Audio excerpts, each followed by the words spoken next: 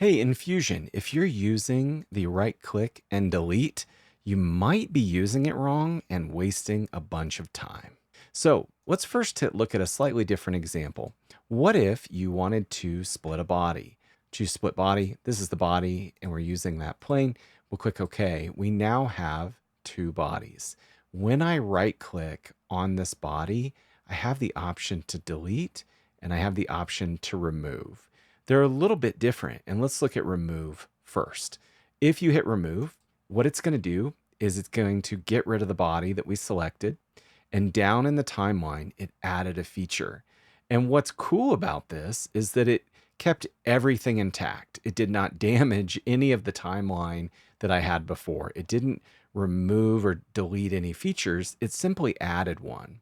And what's good about this is that you can roll back before it and bring the body right back, and you can change your mind again and bring it back. You can right click and suppress this and turn it off temporarily. So there's a ton more control about this feature in the timeline.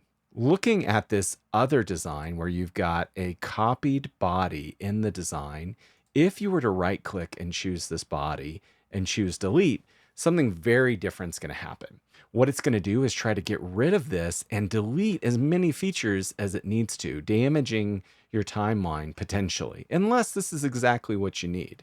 So be careful with this one. We're going to try it. Hit delete, and what it does is it warns you you're deleting this feature and all of its references. You hit delete anyways, and now that body's gone, but so are the features that I used to create it, like the move copy. One more thing we want to talk about is when you hit delete on the keyboard, you're actually getting a totally different thing than this remove and delete. So let's come over to this chamfer, hit delete, and maybe you've seen this in my other videos.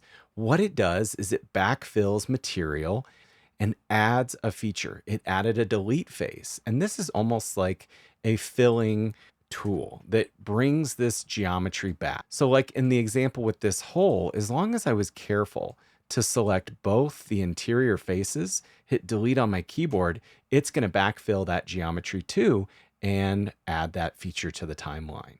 And one other pro tip, if you ever need to convert something into a surface body, say you've got all this work and you've got this cool solid design, all you have to do is go to your surface command and use the delete.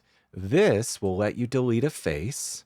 For example, we'll delete this corner face. What's wild is all of that solid geometry just goes away, and now all I have are a series of faces that make up a surface body. So kind of a cool way to quickly convert to a surface body.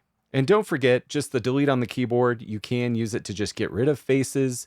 And of course, you can fill in corners, can make really quick design changes with the delete on the keyboard. I hope that helps. Thanks for watching, guys. I'll see you in tomorrow's video.